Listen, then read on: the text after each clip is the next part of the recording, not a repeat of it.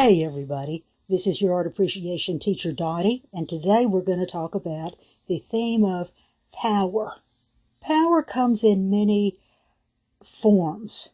What I want to concentrate on this is the power of governments and their influence on culture. The first one that we'll talk about is one of the pyramids of Egypt. These are called the Great Pyramids. Here we see the three of them. Let's talk about the culture.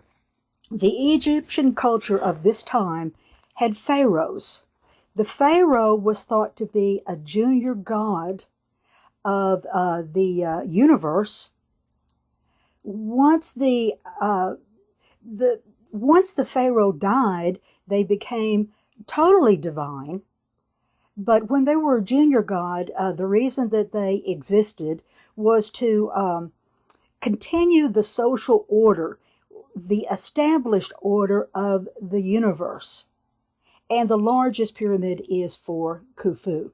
These were all male pharaohs. They are totally incredible. They're 480 feet tall. That is the Great Pyramid of Khufu is.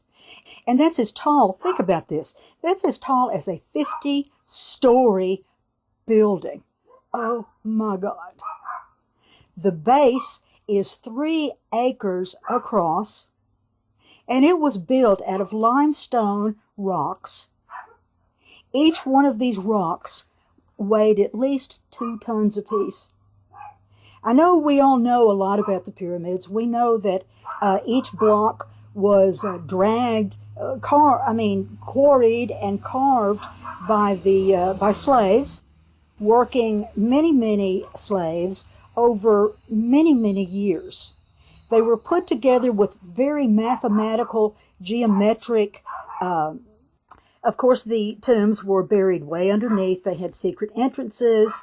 The pyramids would start to be built like when the pharaoh was born. All of these rocks on here were covered, and you can see the remnant of it. They were covered with blocks of polished limestone. I mean, just like all the examples that I'm going to show you, man, I tell you what, when you saw that, you know that that was a very powerful culture, as well as a very powerful ruler. Here's the great sculpture of Sphinx that guarded the entry to the Valley of Kings down on the Nile. Again, limestone, because that was the native stone. The Sphinx, like I said, guarded the valley, and it was thought that before you entered the Valley of the Kings, the Sphinx would ask you a riddle. And if you didn't answer the riddle correctly, she killed you. And the riddle had something to do with what walks on,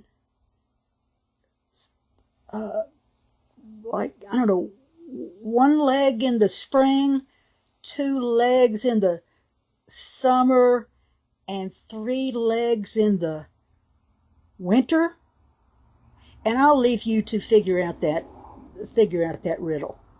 Because, you better know it right, just in case you ever find yourself standing in front of the Sphinx and you need to answer that riddle. Next culture we'll see is the ancient Aztecs that lived in South America. Extremely powerful, extremely strong, huge cities. They were a very violent culture. And this is one of their calendars. It's done in a circular form, carved stone. You can see in the center there's a grinning, hideous, grotesque face. The Aztecs created the first calendars, and this is the kind of image they wanted to project to their human, the humans that were ruled by the Aztecs. And of course, the Aztecs took over several cultures, and they acted just like the ancient Romans. They would move in and say, okay, well, you be one of us and we'll protect you, and if you say no, we'll kill you. The Aztecs practiced human sacrifice of their enemies. And here we see a pyramid that they've built. You see along the right side, it's called a step pyramid. And there's a very steep ramp leading up to the top. They would put the human sacrificial victims and walk them up there and cut them up, and the blood would all run down. That would show their power. Next we see from the Mesopotamian culture, these are called the Gates of Ishtar. And they were in front of the ancient city of Babylon. Imagine yourself walking up to these gates and trying to enter the city. Oh my God, talk about scary. The city was fortified. It meant that it had walls all around, and there would be guards standing here at the gates. Several different animals of ancient times are pictured there. This is a mosaic, and as you can see where it is at the Berlin Museum, it was dismantled. It was looted by European invaders and moved to the Berlin Museum.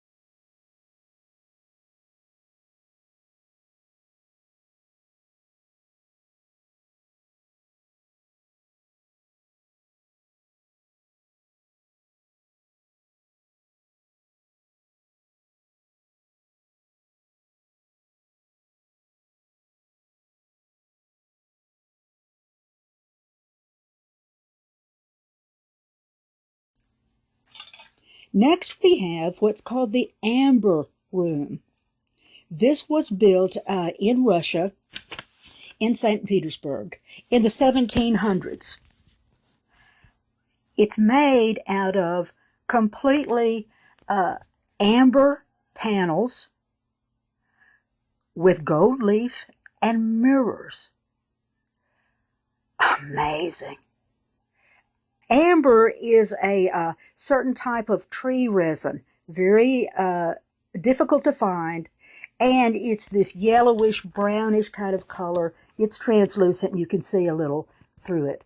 Mirrors, oh my God. Mirrors were very few and far in between at that time. Everything about it was very rare and very intricately modeled. You can see the huge size of it. Like I said, the original room was built in the 1700s, and it was looted and dismantled by the Nazis of World War II. It disappeared. Nobody could find it. From, the 1940s until 1979, they still didn't find it.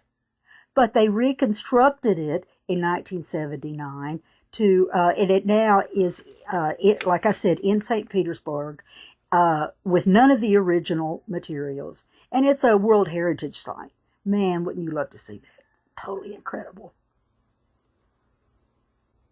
Next image we have here, this is a likeness of the Empress Theodora, who was married to Emperor Justinian, who was the leader of the Byzantine era.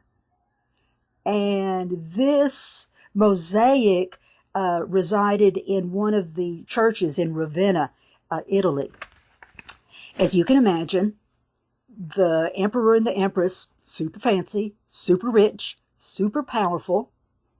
As you can see that Theodora has a crown around her of gold mosaic stones,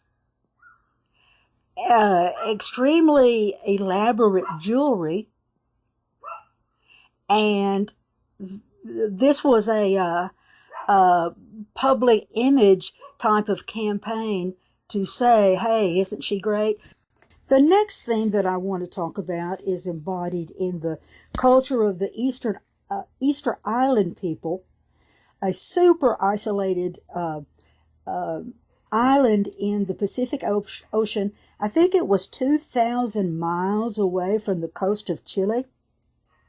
These are called the Moai. They were huge sculptures, as you can see. They were made out of tuff, which is a volcanic stone that was found on the island. It's kind of like pumice. It's real easy to carve, but you can't get very much detail in it. Very large. And what's really funny, I've seen these figures, images of these figures, photos, for many years. It was always like, wow, that's amazing. And of course, they go along with these shocking myths about, and actually aliens came down and built them. Things like that. These Moai, as I said, it's M-O-A-I. What's the amazing thing is that I thought that they sat on the island, on the coastline, and faced out to the sea. So any potential invaders would see them and were scared, you know. We're not going to invade there because look at those giants looking at us. No, they were actually looking inland upon the peoples of the island to protect them. Many of the Moai have fallen over time, and some have been raised up again, erect. Some of them are still lying in their state of damage. Some of them are still at the quarry where the people had extracted the stone. They're all over the island. And what's funny is that the legend from the people, the Rapa Nui people, is that these stones, the Moai, walked into their positions, into taking their post of guardianship. Well, you know, they walked there because they, of course, were magic people, and they could, you know, had legs and they could walk. Well, no, actually what is thought now, what the conjecture is, that they were lifted, when they were quarried, the stones were lifted and they were dragged there using a setup of ropes and people to, you know, get them. Now, have you ever, like, had to move something super heavy, like your refrigerator or washing machine or something, and you're all by yourself and there's nobody to help you, and the refrigerator's little feet, legs are stuck? Well, the way that you move it, you know, is you walk it from one corner to corner and kind of pick one up and shove it over here and then pick up the opposite one and shove it over there. Well, that's what modern day scientists and archaeologists are thinking. That's how they moved them, and they actually did walk them into place. So that, you know, makes you think, oh, okay, that's good. Next we have here, totally amazing to me. This is something I had no idea about. This is a monument in Norway. It's called, man, let me butcher the language. It's called the Sverdfjell, and it commemorates the Battle of Hafrsfjord that took place in 872. It unified all of Norway. And what you're seeing here is 3 big, giant swords that are buried into stone. These are Viking sabers. They are 30 feet high. Man, wouldn't you like to go see that?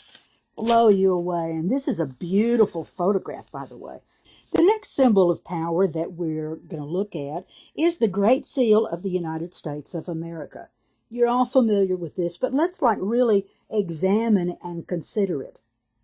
Now, it's not true that Benjamin Franklin nominated the turkey to be the symbol of the United States. He just was really criticizing the choice of an eagle because he said, they're really nasty, their babies are really vicious, and they throw babies out of the nest and up in the mountains and things like that. But that's what they chose anyway. So we see an eagle with its head turned to the side. Its very large wings are spread out at the side and upraised. The legs are splayed out. The left leg holds an olive branch, which of course we know as a symbol of peace. The other leg that you see on the right is grasping a bunch of arrows. And what's funny, though, is that when this symbol was first proposed and sketched out, the arrows were supposed to symbolize the inclusion of the great Indian nations allied with the United States. And like I said, there were 13 of these New England tribes that had kind of thrown their lot and support in with the United States. But when you look at them, there's 1, 2, 3, 4, 5, 6, 7, 8, 9. Not 13. What's up with that? Another thing I wonder about is this shield that's in front of the eagle. It's got 3 stars. It's got to be significant. No other explanation for it. I don't know. Significance of 3 stars? Very odd. Now, when I counted the stripes, what is it, 13 stripes? Yeah, 13 stripes. I believe at that time there were 13 colonies, so that would, that would account for that. There were lots of sketches and artwork done by many artists, promoted by many of the politicians for this, but this sketch is the one that won. The next image that we're going to consider is this photograph by Margaret Burke White. You can see it's reproduced on the Color of Life magazine, and it's an image of the Hoover Dam. If this doesn't exemplify the theme of power, man, I don't know what does.